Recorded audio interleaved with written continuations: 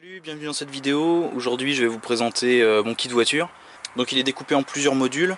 D'abord ce qui va être avec moi dans l'habitacle à l'avant, et puis ce qui est à l'arrière, un petit peu moins, tout ce qui va être un petit peu moins urgent d'accès, notamment tout ce qui est bricolage et matos de soutien.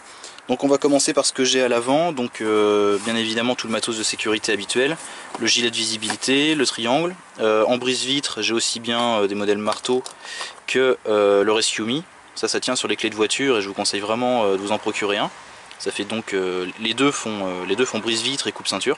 La trousse de soins spéciale voiture avec du matériel adapté à des accidentés, en sachant que ça vient en complément de mon EDC dans lequel j'ai déjà garrot et pansement compressif au quotidien, plus une trousse plus petite.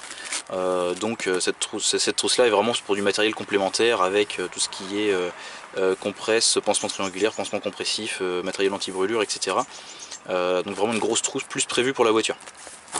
Une lampe torche, de quoi garder une bonne visibilité on va dire pour la route, donc chiffon et raclette, ça c'est pas important. Des cartes routières, donc aussi bien de votre région que de la France, etc.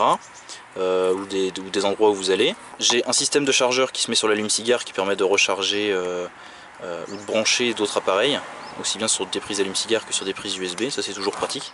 C'est pas ce qu'il y a de plus important mais ça dépanne bien. Et donc ensuite pour tout ce que j'ai à l'arrière, donc normalement tout tient dans un ou plusieurs cajots. Donc là j'ai pas mal de bordel vraiment plus axé bricolage, dépanne. D'habitude j'ai une mallette à outils avec des douilles, mais là il n'y est pas. Mais bon, les trucs habituels, bon, les images parlent d'elles-mêmes, des gants, chiffons, une ou plusieurs bâches, ça dépend, ça c'est pas mal aussi. Duct tape bien sûr, chiffon, pied de biche, des pinces, des tenailles, des outils, du WD. Une pelle pliante, enfin un petit peu de tout. Également chaîne et câble de démarrage, ça vient avec tout ce qui est bricolage. Bon, après j'ai une voiture avec pas mal de place, donc j'en profite aussi pour avoir un petit peu de tout. Pas mal d'eau aussi, ça fluctue. J'essaie toujours d'avoir à peu près un pack, quitte à taper dedans et ensuite de me réapprovisionner. J'ai toujours un petit peu d'eau dans la voiture. Un bidon de 5 litres aussi, ça suffit pour dépanner quelqu'un, pour aller chercher de l'essence ou pour voilà, transférer d'un véhicule à un autre avec le bec verseur intégré. Des bidons, là il me reste un petit peu de liquide de refroidissement, mais en général j'essaie d'avoir liquide de refroidissement, de l'huile, etc. Enfin de quoi compléter ce qui peut manquer. Et donc ce petit kit là que je vous ai présenté dans une autre vidéo, on va dire avec, c'était prévu à la base pour être un mini sac d'évacuation, mais on va dire comme sac, comme kit voiture, plus centré sur les personnes que sur le véhicule.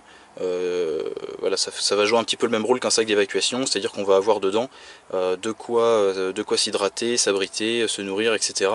Je vous conseille d'aller voir la vidéo associée pour voir un petit peu tout le contenu. J'ai souvent aussi des couvertures de récup ou voilà, des plaids ou des sacs de couchage, surtout pour la période hivernale où on peut avoir besoin de conserver des calories, mais ça peut servir aussi pour cacher le contenu d'un coffre ou différents usages, ça sert toujours.